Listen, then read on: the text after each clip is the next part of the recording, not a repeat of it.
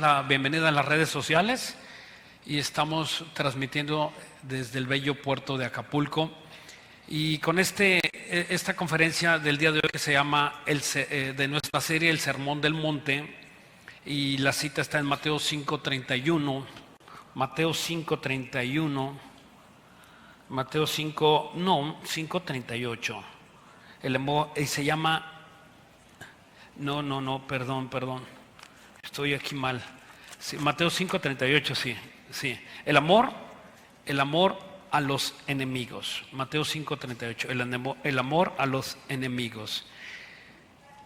Y esto, pues, aquí vemos que Jesús está predicando en este sermón maravilloso que se llama el Sermón del Monte o el Sermón de la Montaña. Y este Mateo, ¿verdad?, que escribe, acuérdense que los evangelios son puntos de vista. Según, por eso se llama el Evangelio según Mateo, San Marcos, San Lucas y el Evangelio de Juan. Y estos evangelios, ellos fueron testigos de las cosas que estaban sucediendo. Ellos vieron, algunos investigaron y ellos vieron, por ejemplo, Lucas no vio precisamente, pero él fue un científico investigador. Él era un doctor. Los doctores no son como ahora lo son. Los doctores, muchos doctores pues ya tienen un recetario y están acompañados y respaldados por las farmacéuticas. En aquel entonces los doctores tenían que hacer sus medicamentos. Ellos mismos tenían las hierbas y y estaban haciendo ahí y recetando a los enfermos. Y Lucas fue un investigador. En el caso de Mateo sí caminó con Jesús, fue un discípulo, perteneció a los 12 apóstoles, caminó, fue instruido por nuestro Señor Jesucristo. Antes de ser cristiano, él era un cobrador de impuestos. Él cobraba los impuestos y era un pervertido cobrando los impuestos. Azotaba al pueblo, a su mismo pueblo, porque era judío, y cobraba los impuestos sin conciencia, sin ninguna otra cosa más que llevarse su tajada, igual como lo hizo Zaqueo. Bueno, vamos a Mateo 5:38. Oíste que fue dicho ojo por ojo, diente por diente. Con esto, oíste que fue dicho ojo por ojo, diente por diente. A mí me gusta este estudio mucho, me gusta porque es versículo por versículo, texto por texto, y lo vamos examinando y nos vamos metiendo en cosas que a lo mejor tú nunca habías visto, y la idea de esto es que seamos enseñados. Dice que fue ojo por ojo, diente por diente. Existe aquí Jesús está hablando estaba remontándose a la ley levítica. Ahorita vamos a ir a la ley levítica, y si quieres ir preparando tu texto en Deuteronomio 19, la ley levítica, la ley que dejó Dios, donde decía que Dios está de acuerdo, Él permite que una persona en un país, en una nación, se tenga la pena de muerte. Es algo que Dios lo permite, y esto lo copió el derecho romano. De hecho, aquí en México, en la República Mexicana también existe la pena de muerte, pero no se aplica, gracias a Dios, porque tenemos gobiernos muy corrompidos, o corruptos, ¿verdad? Y imagínate que esto se empezara a hacer, pues iba a acabarse con, no sé, todos los enemigos que tuviera el gobierno en turno, ¿verdad?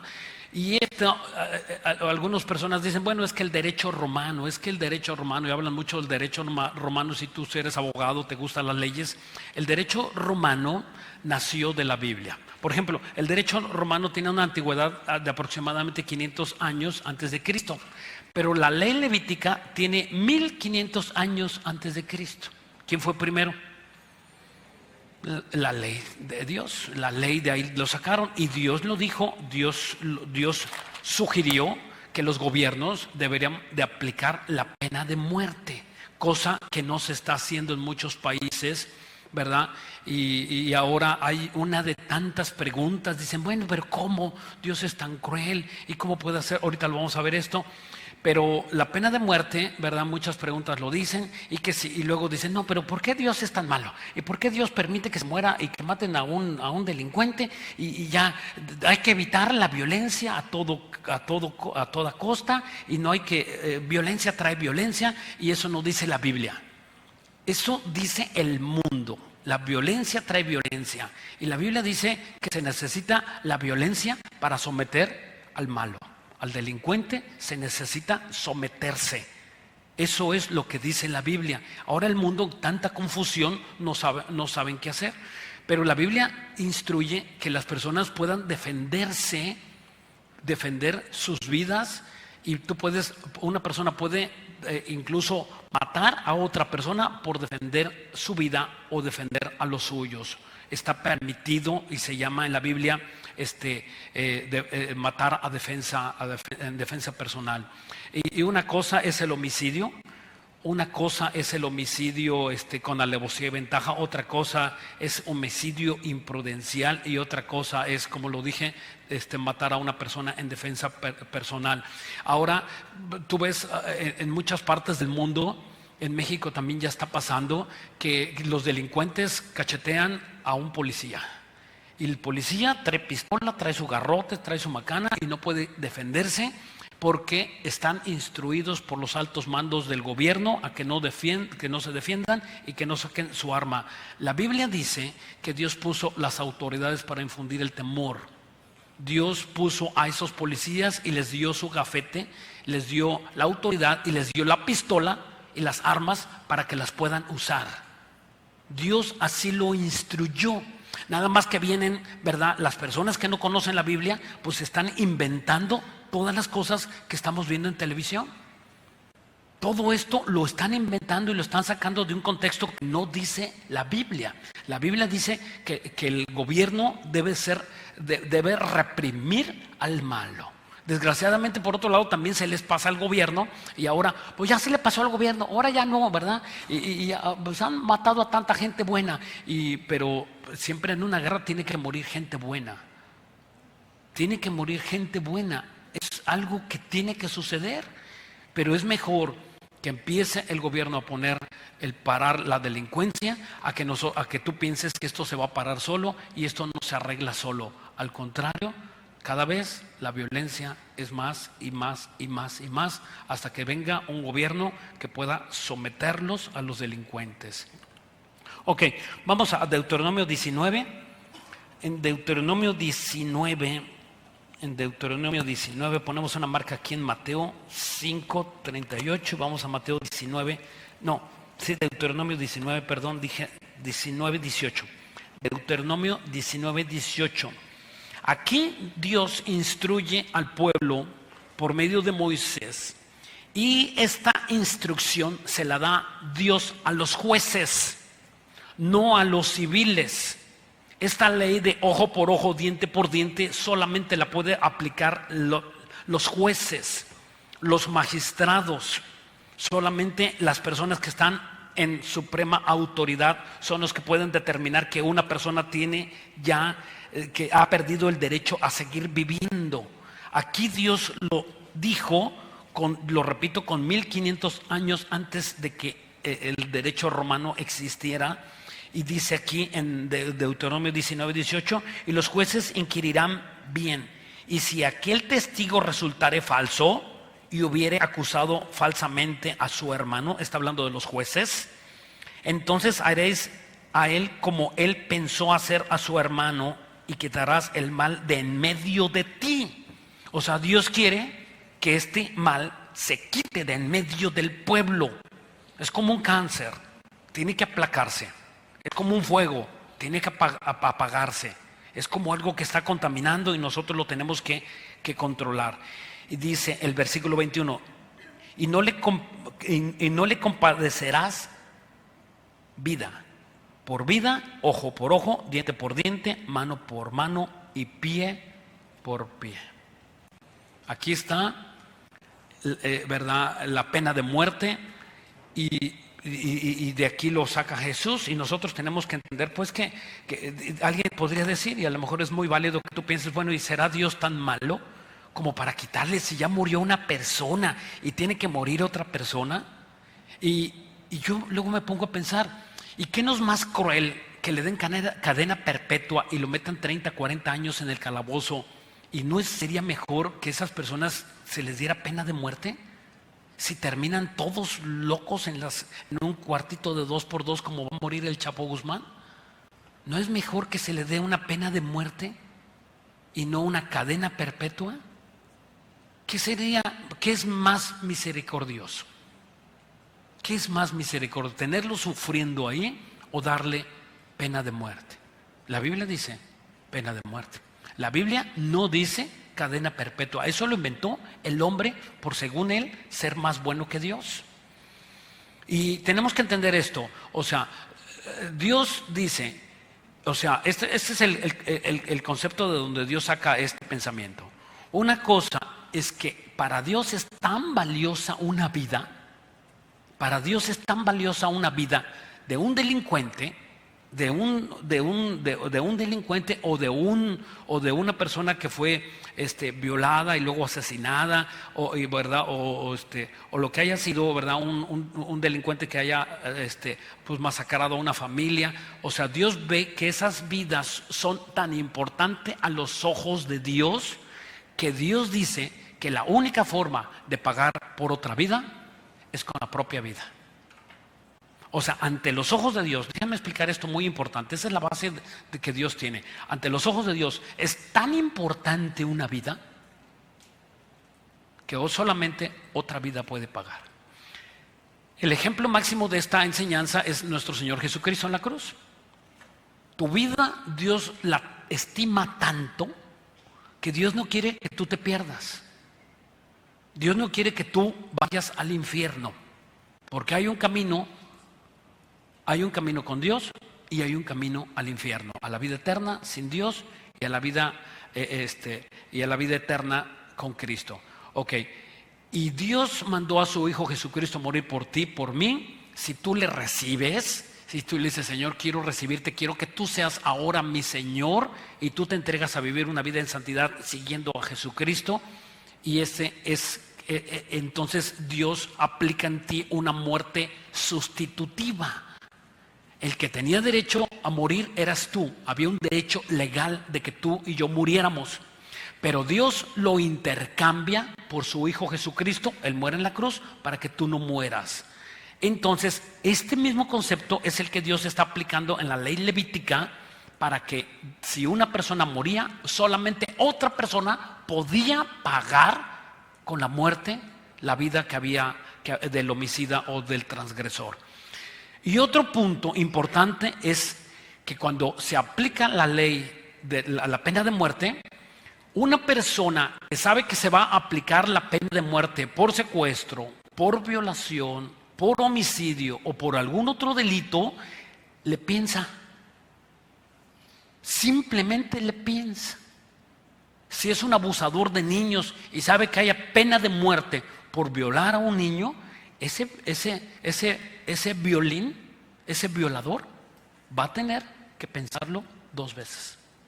Simplemente va a tenerlo que pensar, y es una estrategia que Dios usa para impactar la mente de los transgresores. Vamos pues a Éxodo 21. Habla aquí otro rasgo que me gusta más. De este tema habla mucho la Biblia, ¿no? Muchísimo. En Éxodo 21, 22, aunque no vamos a profundizar tanto, dice en el Éxodo, acuérdense que todo esto está la ley, todo esto se compone de la ley, lo repite. El libro de Deuteronomio se llama la repetición o el recuerdo de la ley, aunque Dios ya lo había dicho y después lo vuelve a recordar. Sí, dice en Éxodo 21, 22, si algunos riñeren e hirieren a mujer embarazada y ésta abortare, es otro ejemplo que está poniendo aquí, pero sin haber muerte, serán penados conforme a lo que les impusiera el marido de la mujer, y juzgarán los jueces. O sea, en este caso el marido podría decir, no, pues yo quiero que me paguen con su hijo, o yo quiero perdonar a estos delincuentes, o yo quiero, ¿verdad? Y los jueces no iba a hacer lo que él quisiera, sino los jueces iban a determinar, o verdad, o que me dé, ¿sabes qué? Ya mi esposa quedó estéril y quiero, ¿verdad? Y lo que el marido dijera, eso era lo que iban a juzgar los jueces. Y dice aquí el versículo 23, mas si hubiere muerte, entonces pagarás vida por vida. Y no, el marido tenía que decir, no hay perdón, tenía que seguirse este delito por oficio. No puede existir el perdón, ¿verdad? Oye, tú ya me mataste a una persona, ahora yo te perdono. No podría ser eso. Tiene que aplicarse la pena de muerte. Y dice el versículo 25, quemadura por quemadura, herida por herida, golpe por golpe. Esta es una ley que está escrita, ¿verdad?, desde hace más de 1500 años antes de Cristo, para que nosotros entendamos que Dios valora la vida. Dios no está en contra de la vida, Dios está a favor de la vida. El mundo, ahorita estamos viendo un mundo que está en contra de la vida. En breve ya hay una iniciativa de ley en los tribunales, en el Senado, donde se está pidiendo que a nivel nacional en la República Mexicana se permita el aborto y se despenalice el aborto. Hay que orar, iglesia, para que esta ley no se apruebe. No se apruebe, porque entonces nosotros, tanto que nos admirábamos de los Estados Unidos, los Estados Unidos, mira, se van a corromper, ¿verdad? Y ya, ¿cuántos años han pasado de que Estados Unidos permitió el matrimonio homosexual? El mal llamado matrimonio homosexual, porque no es un matrimonio. Un verdadero matrimonio es hombre y mujer, y el mundo está contaminando, depravando todo, ¿verdad? A lo bueno le llaman malo y a lo malo le llaman bueno. Tal y como lo dijo el Señor, que en los posteriores tiempos el mundo iba a estar sin saber qué hacer, sin discernir lo bueno y discernir lo malo. Vamos pues a Romanos 13. En Romanos capítulo 13, versículo 1, aquí Dios, a través del apóstol Pablo, instruye a Pablo cómo es que debe de regir los gobiernos, la policía. Si un policía puede defenderse y sacar su pistola y darle un balazo a un delincuente, si tú puedes tener una pistola en tu casa, si tú puedes, defenderte, si tú trabajas, muchas personas que trabajan que trabajan en el cuerpo de policías, no sé, en el ejército, siempre tienen estas preguntas. Oye, pero me dieron una pistola, ¿pero qué puedo matar a una persona? Siempre y cuando sea por defensa y porque estés en actividades dentro de tu corporación policíaca o militar, entonces tú tienes el derecho y la facultad y la cobertura de Dios de hacerlo, siempre y cuando estés bajo esa función. Lo pueden hacer. Y aquí lo dice en Romanos 13, versículo 1: sométanse todas personas a las autoridades superiores, porque no hay autoridad sino de parte de Dios, y las que hay por Dios han sido establecidas. O sea, todas las autoridades en el mundo, el gobierno que tú digas, y el comandante de policía y el general del ejército y todos los que tú te imaginas, dice la Biblia que están puestos por Dios. Alguien dijera, ¿y Dios puso a Donald Trump? Sí, Dios lo escogió. Dios lo escogió. Oye, ¿y Dios ha puesto a los dictadores? También Dios los ha puesto. ¿Por qué? Porque a Dios así le place, bajo sus planes de Dios. Están cumpliendo los planes de Dios. Y dice el versículo 2: de modo quien se opone a la autoridad, a lo establecido de Dios, resiste, y los que resisten acarrean condenación para sí mismo. Una persona que está en contra de Dios normalmente está en contra de la autoridad. Una persona que está en contra de la autoridad está en contra de Dios, y viceversa. Si esa persona, no, para mí, ¿por qué mi jefe me tiene que decir? A mí no me gusta como, que me hablen bonito. Y a mí, yo hago solamente si me hablan bien. Y a mí, ¿verdad? Y a mí que la policía, y esa persona que está pensando de los gobiernos o de las autoridades, siempre está en contra de Dios. No falla. Tú por eso cuando vayas a contratar a una persona, escucha cómo está con las autoridades. Pregúntale, oye, ¿qué opinas de la policía? ¿Qué opinas del ejército? ¿Qué opinas de la seguridad pública? ¿Qué opinas de la Guardia Nacional? Y cuando tú los oyes hablar, esas personas, si están en contra de Dios, ahí mismo tú sé sabio y ahí mismo ellos te van a hablar. Y esa persona que te habla mal de los policías jamás se va a poder someter contigo. Porque ellos están en contra de la autoridad y al estar en contra de la autoridad están en contra de Dios. Es muy fácil discernir ese tipo de personas. De modo, ahora alguien dirá, bueno, ¿y aquí dentro de la iglesia no hay? Sí hay, pero no son cristianos. No creas que todos los que estamos sentados aquí somos cristianos. Aquí hay cristianos y no hay cristianos también. Es la iglesia invisible. Aquí tú puedes ver a otras personas y son reales, verdaderos y cabales. Y hay otros que se dicen y están vestidos como cristianos, tienen vestidura de cristiano, pero no lo son. Solamente Dios conoce el corazón. Y solamente a través de las pruebas, es como nosotros sabemos cómo roncas duermes. A ver si es cierto. Y tú puedes pertenecer a un ministerio y el problema de esas personas que creen que son y no son. Ese es el problema. Ellos creen y juran y se paran de cabeza que son cristianos. Pero no es por lo que tú digas o por lo que esas personas digan, sino por su fruto, dijo Jesús. Por su fruto lo conocerás. ¿Cuál es el fruto? El amor, el gozo, la paz, la paciencia, la bondad, la fe, la mansedumbre, la templanza. Contra tales no puede una persona que no es cristiana, no puede falsificar el fruto. El otro día yo iba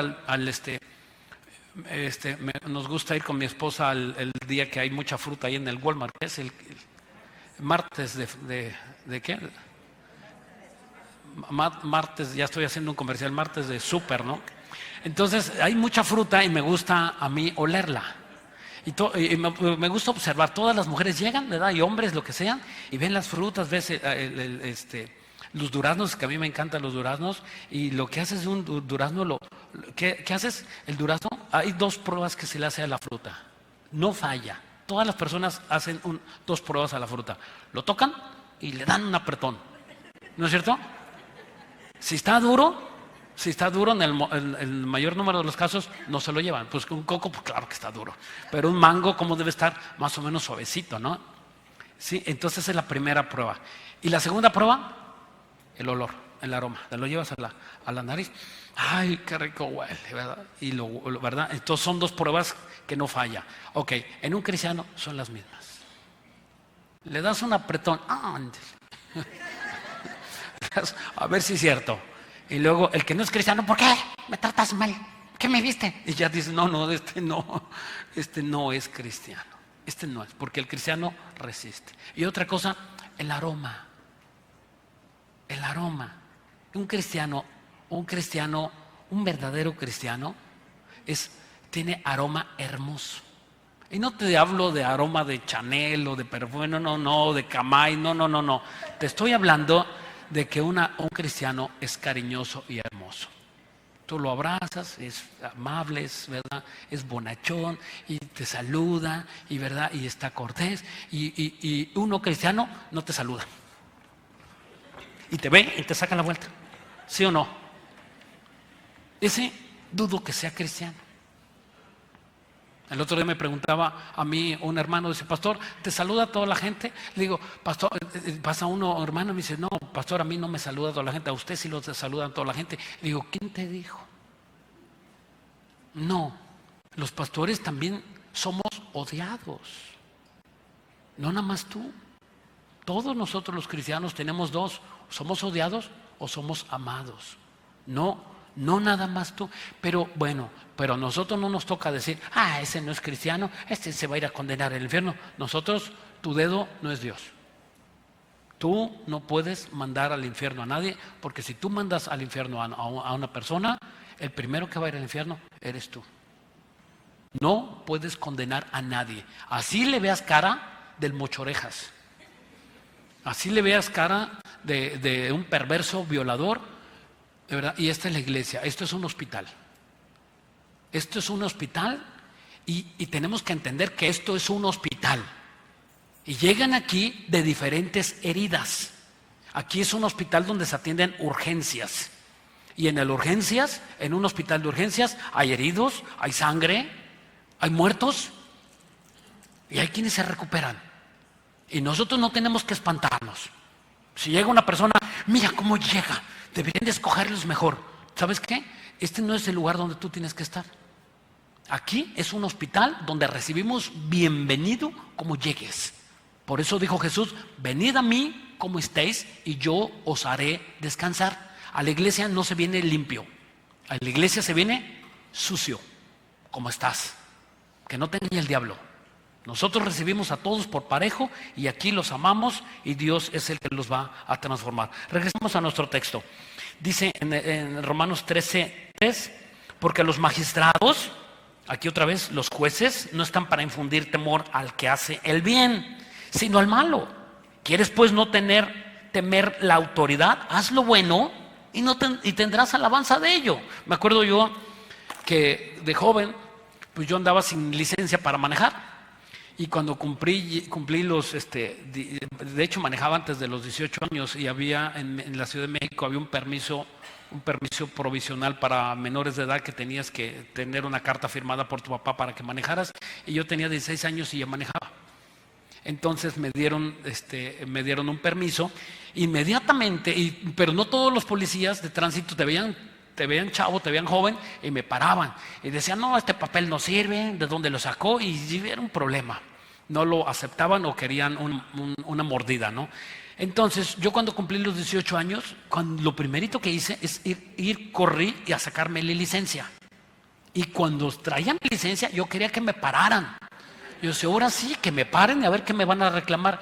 Y ¿sabes qué bonito es estar derecho? Qué hermoso tener tus impuestos pagados. Qué hermoso tener tu luz pagada y que no tengas un diablito y estés robándote la luz y que puedas dormir tranquilo. Qué hermoso que vengas y tus cuentas están puestas con Dios y que Dios sabe todos tus pecados y que tú estés limpio. ¿Y sabes qué es lo que quita el sueño? El no confesar tus pecados. Cuando una persona no confiesa sus pecados, esa persona no puede dormir tranquila y esa persona está chueca, ¿verdad? Y tú ves a un policía y si tú no tienes, ¿verdad? Si tú no traes nada chueco, ¿por qué le vas a tener miedo a un policía? Y de hecho los policías y los militares son sumamente psicólogos. Están viendo quién se les queda viendo y ¿verdad? ¿Y quién se espanta? El otro día llegamos con mi esposa y estábamos así ya en la noche en la carretera y llegó un camión del ejército, pero yo no sé qué pasó y había muchas personas ahí afuera de una tienda de estas de conveniencia y estábamos allá afuera y estaba ahí, llega un camión del ejército y todos, pero que haz de cuenta que le dijeron vayan, si se fueron todos y solamente quedamos mi esposa y yo y lo del ejército. O sea, yo dije, caray, el miedo no anda en burro. Pero es increíble cómo el mundo está en contra de la autoridad. Es impresionante. Cada vez más delincuencia, ¿verdad? Vámonos, o miedo, simplemente, vámonos, ¿verdad? Esta gente trae muchas cosas chuecas, ¿verdad? Y te vas, ¿verdad? Pero si tus cuentas están bien con Dios, ¿qué importa si es la PFP, si son los judiciales, si es del que tú me digas, si el comandante? ¿Qué te importa? Dios los puso a ellos y ellos son los que infunden el temor al que hace el mal. Y dice aquí el versículo 4, porque es servidor de Dios, para tu bien. Pero si haces lo malo, teme, porque no en vano lleva la espada, la pistola o el rifle o lo que sea, no en vano, pues es servidor de Dios, vengador para castigar al que hace lo malo. ¿Qué tiene que hacer un policía? Castigar. Tiene que castigar y tiene que someter. Yo quisiera que oyera estas palabras y las leyera el gobierno de la Ciudad de México, ¿verdad? Que tú ves cuántas cosas están pasando y en todas partes, ¿verdad? Pero hay eso, no hagas el malo, abrazos y no balazos. ¿Quién sabe quién dijo eso? ¿Verdad? Y tienes que, de verdad, incluso tienes que recompensar a los delincuentes, ¿verdad? Y si un delincuente, ahora es que los delincuentes roban por necesidad, vamos a darles dinero. O sea, ¿de dónde saca esos pensamientos las personas? ¿De dónde los sacan? De su mente equivocada, que no viene conforme al diseño de Dios. Regresamos a nuestro texto en Mateo 5:39. Pero yo os digo, no resistáis al que es malo, antes a cualquiera que te hiera en la mejilla derecha, vuelve también la otra. Versículo 40. Y el que quiera ponerte a pleito y quitarte la túnica, déjale también la capa. Y cualquiera que te obligue a llevar carga por 1 milla, ve con él 2. Al que te pida, dale. Fíjate bien, al que te pida, dale. Y al que quiera tomar de ti prestado, no se lo rehuses. Y aquí sale una pregunta. Ay, pastor, qué difícil cumplir con este requisito, imagínate, ¿no? ¿Verdad? Bueno, aquí nosotros tenemos que diferenciar entre 2 tipos de forma de pensar: el manso y el menso. Tenemos, ¿verdad? Porque he oído personas que dicen, no, pastor, le entregué a mi esposo que me pidió el divorcio, le entregué todos, le firmé y que se llevara todos sus bienes, y ya Dios, si me quiere regresar algo, que me lo regrese. ¿Eso hiciste, hermana? ¿Eso hiciste? Sí, porque él me pidió que si yo era cristiana, que diera testimonio y que él se quería quedar con todas las propiedades. Así es que le firmé en el juez. ¿Y de dónde sacan? De un versículo malentendido. Cuando te hieran tu mejilla, pon la otra. Así es que imagínate, iban a llegar los hermanos bien morotoneados, ¿no? Pues eso es lo que les estamos mandando y enseñando, ¿verdad?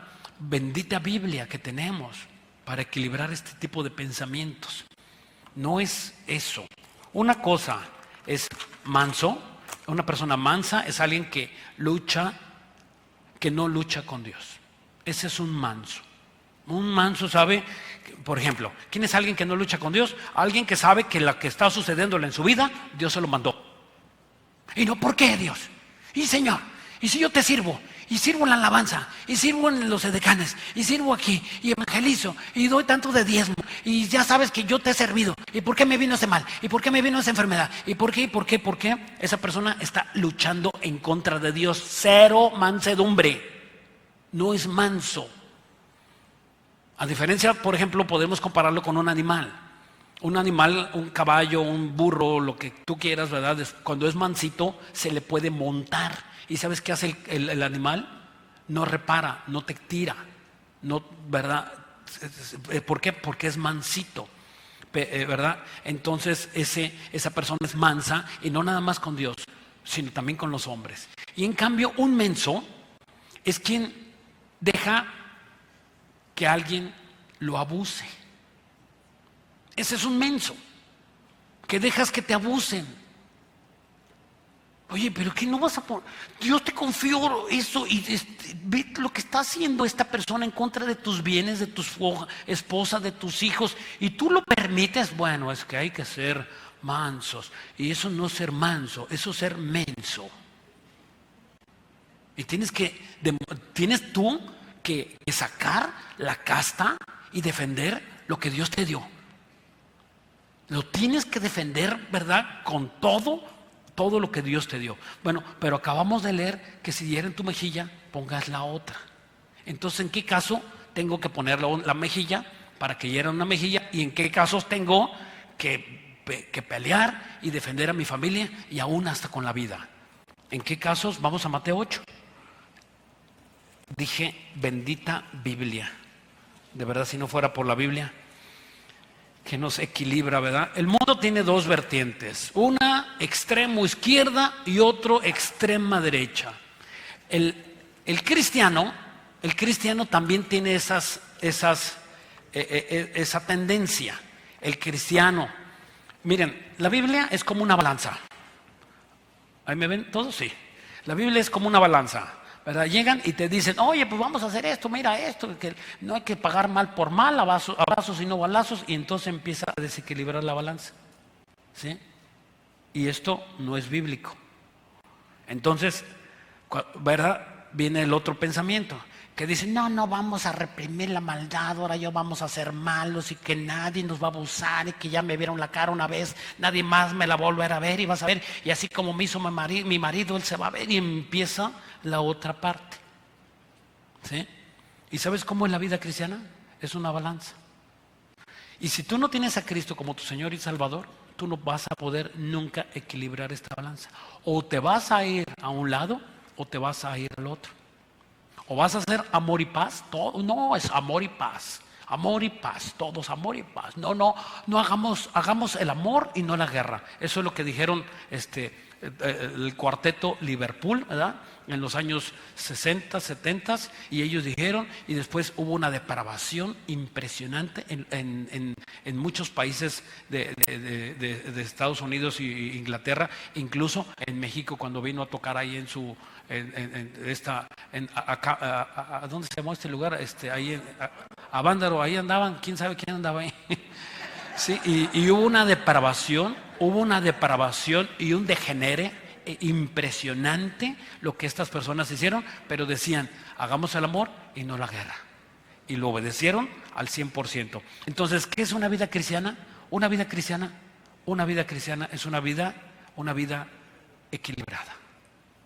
Pero nadie puede vivir equilibrado. Nadie puede vivir equilibrado hasta que no tiene la Biblia. Y esto es lo que a ti te va a dar el equilibrio, la Biblia, no tus pensamientos.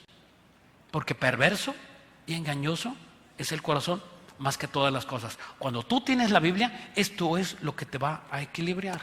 Mira qué dice Dios cuando no debes tú de poner tu mejilla, cuando no debes de poner tu mejilla, cuando no debes de llevar esa carga y cuando sí debes llevar esa carga y cuando sí debes de permitir que alguien te golpee.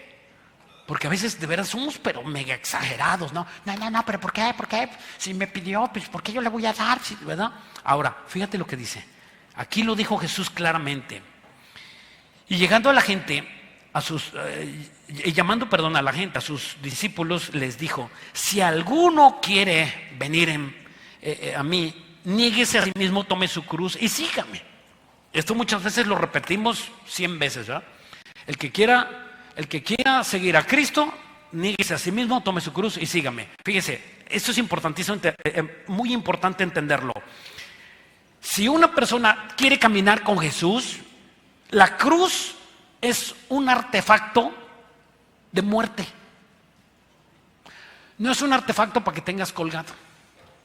¿Y te lo puedes colgar en el pecho? Sí. ¿Y puedes tener una cruz en tu casa? Sí, no pasa nada. Mientras no haya un Cristo, porque el Cristo de la Biblia está resucitado.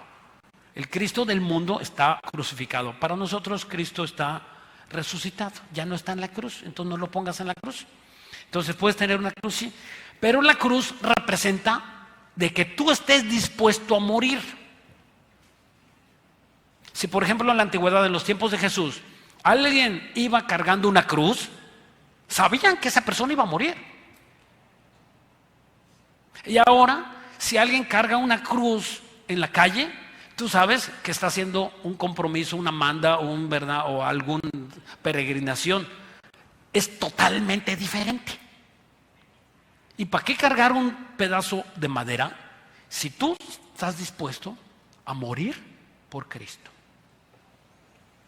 Que tu fe y que alguien que diga, yo no voy a negar a Cristo y aún con mi vida lo de pagar, ok, ¿estás listo para cargar tu cruz?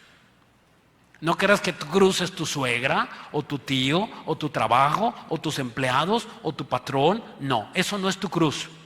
La cruz que los cristianos debemos de cargar es que estemos dispuestos a nunca negar nuestra fe. Ese es el verdadero cristiano. Y dice aquí el versículo 35, porque todo el que quiera salvar su vida, la perderá. Y todo el que la pierda, que pierda su vida por causa de mí y del evangelio, la salvará. ¿Qué quiere decir? Que si alguien va a bofetearte y alguien te va a pedir y te vas a dejar robar, incluso la cartera, y te pidan el portafolio y te pidan el carro y tú lo entregues voluntariamente, tú tienes que valorar si es por causa del evangelio. Tienes que resistir. Si alguien aquí entrara nuevo y que te dijera, oye, a ver, tú eres cristiano, sí, y tú ves que es nuevo, oye, dame tus zapatos. ¿Por qué te los voy a dar? Pues porque aquí son cristianos. ¿Qué tienes que hacer? ¿Qué tienes que hacer? Dárselos. Porque es por causa del evangelio. Por causa del evangelio. Y si alguien te humilla, oye, y tú vas caminando en la calle, y tú vas caminando, oye, ¿tú eres cristiano? Y tú, sí, soy cristiano. Oye, pues fíjate que el 10 de mayo para ti, para tu mamá, y tú digas, ¡ay, qué bárbaro! Quédate, ahorita me agarro trompadas contigo. No, que tú puedas resistir, que por causa del evangelio tú puedas resistir y amarlo y bendecirlo por causa del evangelio. Cuando tú estás en tu trabajo y están tus empleados y tú ves que te están robando y te dicen, oye, pues te robé y te quité, y tú le dices, pero tú eres cristiano, y tú le dices, pues sí, soy cristiano, pues sígueme robando porque el evangelio tengo que cuidarlo. No, ahí no es por causa del evangelio, ahí es por causa de tu trabajo. Si tú estás evangelizando y andas en la calle evangelizando y alguna persona te falta, ¿verdad? Te falta el respeto, tú tienes que hacer, y traes tu gafete de evangelismo y traes tu Biblia y están ahí en una actividad de la iglesia evangelizando, ¿te vas a agarrar a puñetes con esa persona? No, porque dice la Biblia que por causa del evangelio.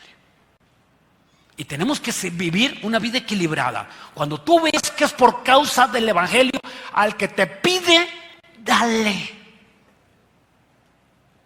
Yo siempre que voy con mi esposa y vamos a comer, o en los muchachos que limpian los carros, yo le digo, dale a este joven, a estos, dale,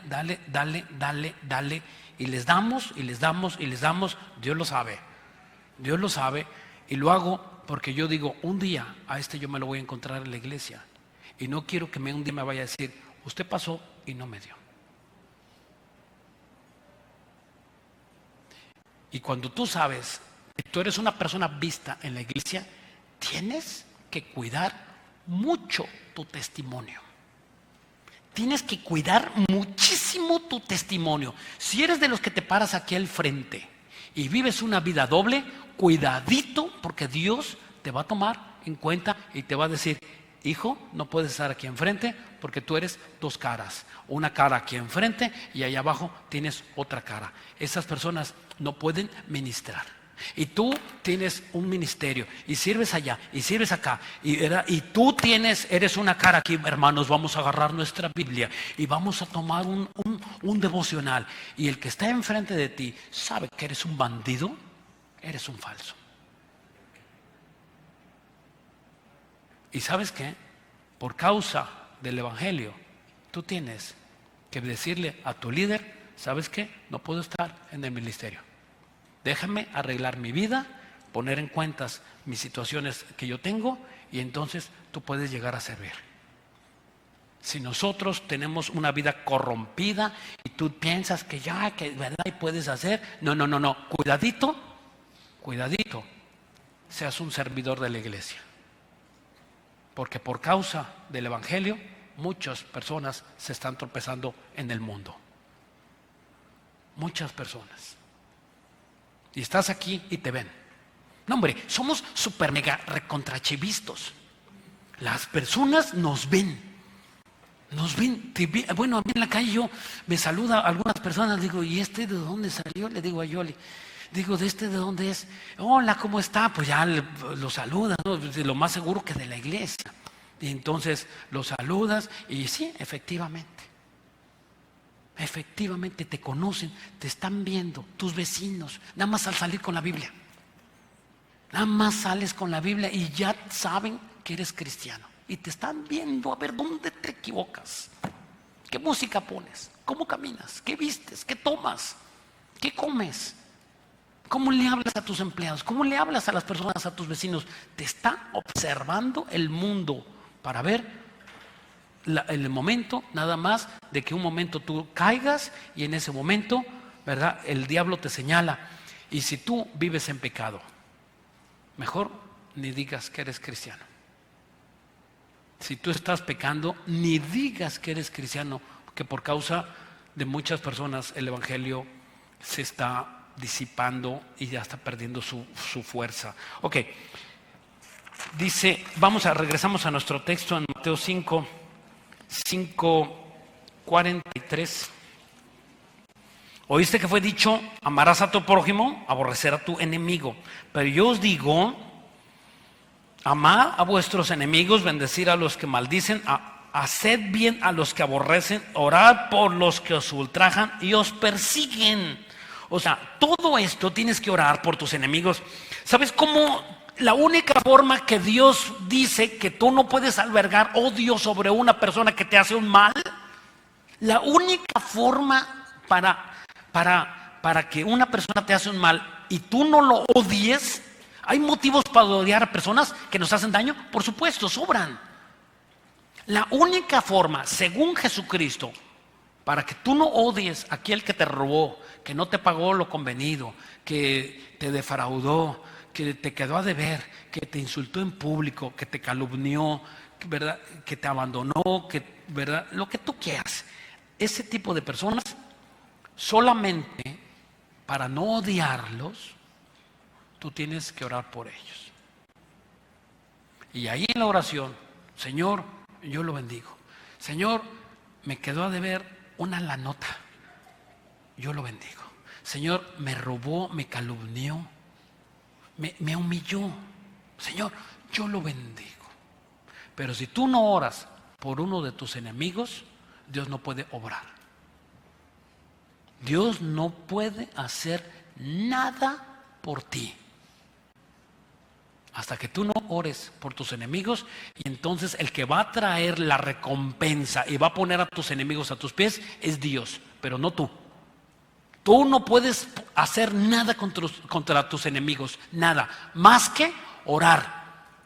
¿Me oyeron? Más que orar. Es la única forma que tienes que hacer, orar. Y dice Romanos 12, 17. Dice aquí Pablo también en el libro de Romanos, él dice, no paguéis a nadie mal por mal, procurad lo bueno delante de todos los hombres. Si es posible, solo si es posible, en cuanto dependa de vosotros, estar en paz con tus enemigos. Si es posible. Hay personas que no puedes tener paz con ellos, son tus enemigos. Si es posible, puedes estar en paz con ellos. Oye, pastor, ¿y si no es posible? Pues no. Simplemente, si esa persona no quiere tener amistad contigo, no la tengas. Y ponle tierra de por medio.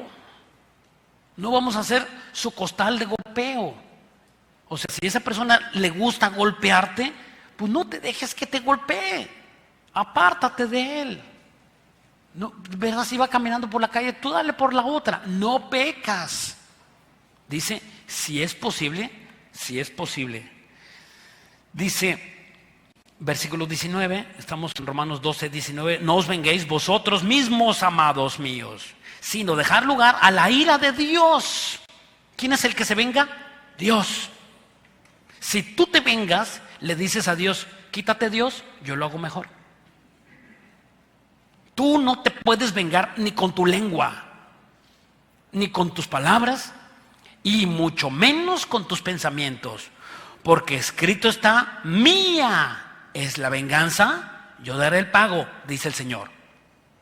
Es de Dios la venganza, no es tuya, no es mía. Es Dios quien va a poner a tus estrados, en tu estrado a tus enemigos, y Dios es el que los va a exhibir cuando tú no busques la venganza y tú estés orando por los enemigos que te han hecho algún mal. Dice, vamos a regresar a nuestro texto en el versículo 45, Romanos 5:45. Dice, para que seáis hijos de vuestro Padre que está en los cielos, que hace salir el sol sobre malos y buenos y hace llover sobre justos e injustos. Este versículo es impresionante. Este versículo es lo que se le llama la gracia común. A ver, ¿estamos todos bendecidos? No. ¿Dónde? Amén, si estás. Y yo también estoy bendecido. ¿Estamos todos bendecidos? Bueno, es que me faltó algo. ¿Estamos todos bendecidos en el mundo? No. No estamos bendecidos todos en este mundo.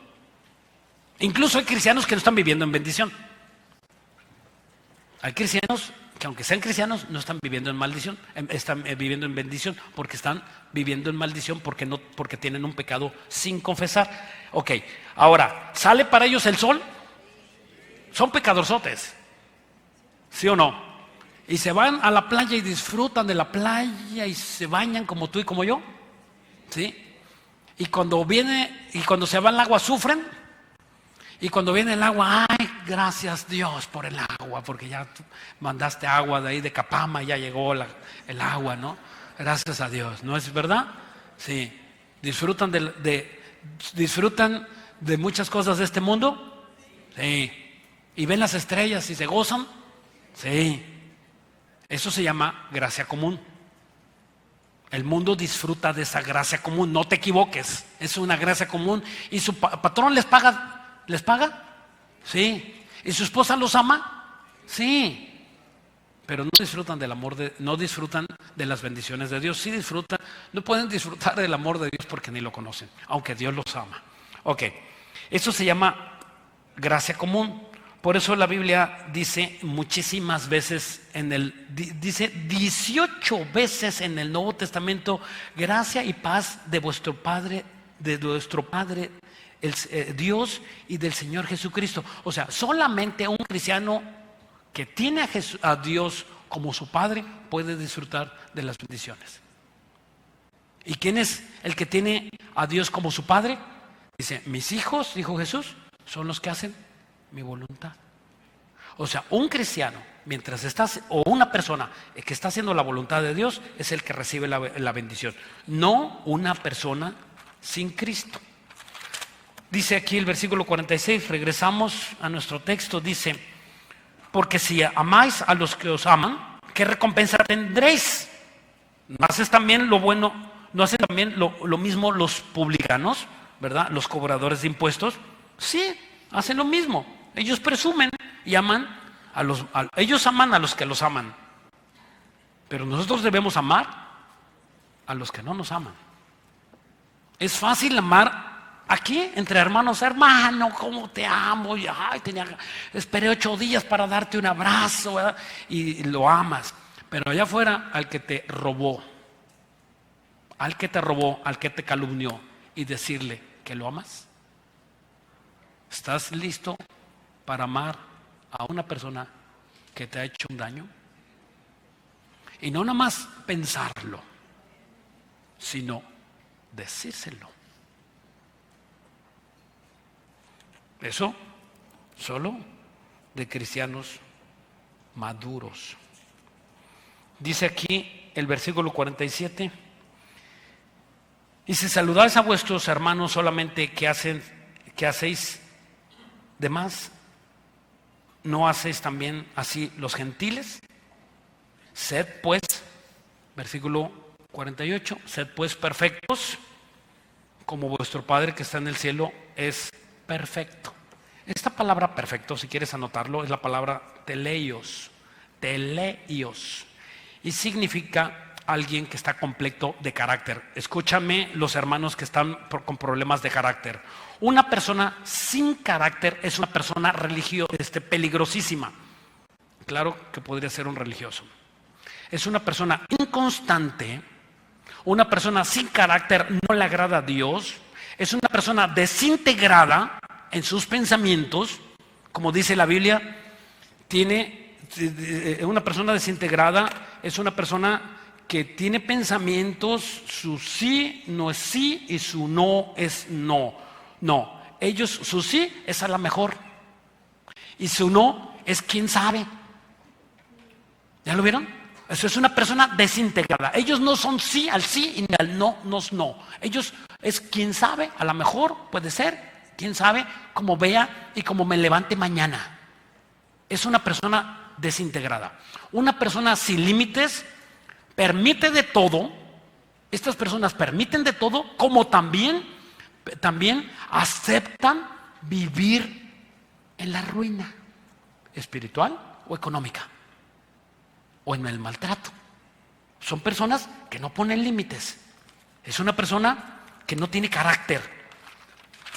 Ahora, el peligro de esto es que el diseño de Dios en la mente humana es que Dios diseñó la mente humana para que nosotros tengamos pensamientos íntegros. Íntegros significa uno, no dos, no tres, un solo pensamiento. Que somos incapaces, que Dios es el que nos da la capacidad y que nosotros estamos obedeciendo a Dios. Pero si una persona se sale del huacal y empieza a simpatizar con el pecado, esa persona empieza a desintegrarse. Y es como una computadora. Escúcheme bien este punto, porque con eso acabo, con este pensamiento. Es como una computadora o un celular que todos tenemos, y tú le bajas un programa y ese programa viene contaminado con virus, y cuando bajas y lo pones en tu computadora, ¿sabes qué va a empezar a hacer tu computadora? Se va a apagar, se va a prender ¿verdad? Y vas a querer hacer y te va a sacar otras cosas y otras cosas que no son, y tú vas a ver que esta computadora tiene un virus. Ahora, hay cristianos que tienen virus. Su vida está desintegrada. Y así esas personas empiezan poco a poco a desintegrarse. Y entonces, ¿qué? ¿Cómo? ¿Me dijiste? ¿Ya se me olvidó? ¿Qué fue? No, yo no te dije eso. Empiezan a dar el mismo efecto que es una computadora con virus. No funcionan correctamente. Y entonces esas personas no son perfectas, no viven, no tienen un carácter formado. ¿Por qué? Por causa del pecado. Y esas personas, sin darse cuenta, ellos piensan que están bien, y el que lo está viendo dice: caray, este está bien loco. ¿Cómo es posible? Y trae su Biblia en el brazo. Y tú dices: con todo y Biblia, está bien loco. Está dañado. ¿Por qué? Porque esta persona, con todo y Biblia, está cometiendo un pecado y él piensa que nadie se lo ve. Él piensa, nadie lo sabe, nadie lo ve, y lo que está pasando es que esta persona se está desintegrando. Y el problema de esta desintegración es que, lo repito, ellos creen ser lo que no son. Un homosexual, él cree ser niña en un cuerpo de hombre, y de una lesbiana creen ser hombres en un cuerpo de mujer que tienen desintegrados. Y ahí, ¿dónde empezó a desintegrarse? Justamente cuando esa persona no quiso la reprensión. Y la Biblia dice, más vale reprensión manifiesta que amor en oculto. Dios te está hablando para que abandones tu pecado que te está desintegrando. Esto está acabando con el mundo entero, con los gobiernos, está acabando con las policías, está acabando con el ejército, está acabando con todo, ¿verdad? Los diputados no saben ya qué es bueno, los senadores ya no entienden las presiones y, ¿verdad? Y ellos actúan en base a las presiones que tengan. Ellos no tienen un panorama escrito, definido de qué es lo que van a hacer. Pero ese es el mundo. No nos cause conmoción. Jesús dijo que estas cosas iban a suceder en los fines de los tiempos. Ahora, Jesús vino. ¿Tú quieres cambiar tu vida? ¿Tú quieres realmente a partir de este momento empezar a cambiar tu vida y volverte una persona íntegra? ¿Ser perfecto como nuestro Padre que está en los cielos es perfecto? Ok, y que vuelva en ti ese carácter que debes de tener, ese carácter que debemos de tener, que forma parte de la vida de un cristiano. Tienes que recibir a Cristo como tu Señor y Salvador. Y si eres cristiano, arrepentirte de tu pecado. No puedes vivir así porque te estás desintegrando. Nadie lo ve, solamente lo vemos los que somos tus amigos. Aquí había un muchachito, a mí me da mucha pena. Me da mucha pena, se sentaba allá, iba a los varones, estaba allá con nosotros y sí, empezó a caminar. Y después ya lo vimos vestido de niñita en la costera, con zapatillas y toda la cosa. ¿Qué hizo? Escuchó, y escuchó, y escuchó, y escuchó. Traía Biblia y veía, y le hacía así. Oye, sí. Oye, ¿entendiste? Sí, sí, sí. Y de repente, él se entregó a los placeres de este mundo. ¿Por qué? Porque se desintegró. Se desintegra, y eso es un tipo de pecado. El alcohol, el cigarro, la pornografía, el pecado que tú me digas siempre va a desintegrar, porque estamos diseñados para tener un solo pensamiento. ¿En qué pensar? En Cristo. En Cristo. Tus pensamientos deben ser cristocéntricos, Cristo, mi Señor, Cristo es mi Salvador, hago la voluntad de mi Padre y verdad, y Cristo. Y cuando tú tienes a Cristo en el centro de tu vida, tú vas a vivir una vida equilibrada. ¿Quieres pues a partir de este momento cambiar tu vida? ¿Quieres cambiar y dejar de ser una persona desintegrada? Tienes que volver con el Dios de la Biblia. Vamos a inclinar nuestro rostro. Bendito Dios, en este momento, amado Padre, te pedimos que tú estés en esta oración. Te suplicamos, Dios, que por tu amor y por tu misericordia que tú tuviste con nosotros y por la paciencia que has tenido hasta este momento con nuestras vidas, que nos perdones. Perdónanos, bendito Dios, porque hemos vivido una vida sin considerarte. Hemos vivido una vida sin pensar en las consecuencias. Pensábamos que podíamos esconder nuestro pecado de los demás, pero la Biblia dice que es imposible. Te podrás esconder del sol, pero nunca de Dios. Y si Dios ha permitido que nadie se entere de tu doble vida, es el momento en que tú tienes que entregársela a Dios y decirle: Señor, estoy arrepentido, perdóname, quiero empezar a caminar en este momento. Sé que tú me estás invitando en este momento. Quiero tenerte como mi Señor y como mi Salvador. Ahora entiendo que tú moriste en la cruz por mis pecados.